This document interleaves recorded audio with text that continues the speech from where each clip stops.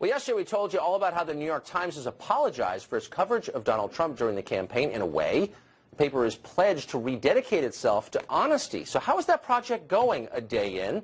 Here's a look at some of the New York Times headlines from this morning. Quote, Trump staff shakeup slows transition. Okay.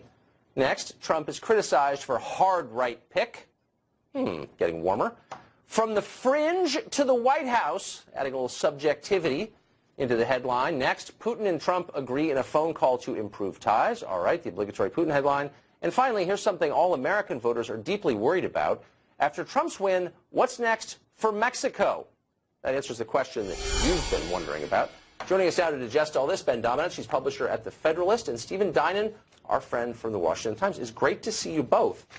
So you're a longtime newspaper man. You've been in this business your whole life. I have. When you're sitting around the budget meeting trying to figure out headlines, does someone pipe up and say, I wonder how this is going down in Mexico?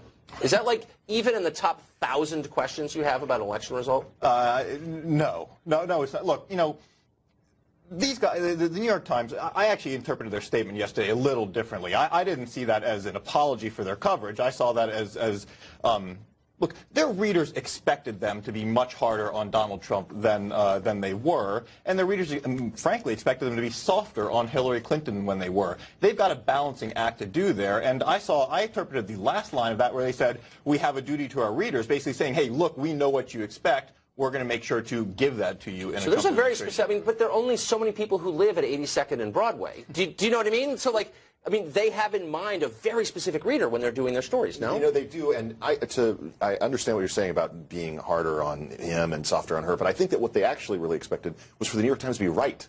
About what was going to happen in this election. And I think the real problem that they have here, and it's illustrated by these headlines, is even if they may talk about rededicating themselves to fairness or something that is a bit more responsible in covering politics, the fact is they don't know what they don't know. They don't know the fact of what it's like to be a Trump voter, to live in a Trump county, to participate in the kind of social activities and cultural activities that those voters participate in. And I think the real problem is that the New York Times, along with so many other media organizations, got so in their bubble during the course of this election that they were incapable of covering it fairly, incapable of predicting it. I think that's right.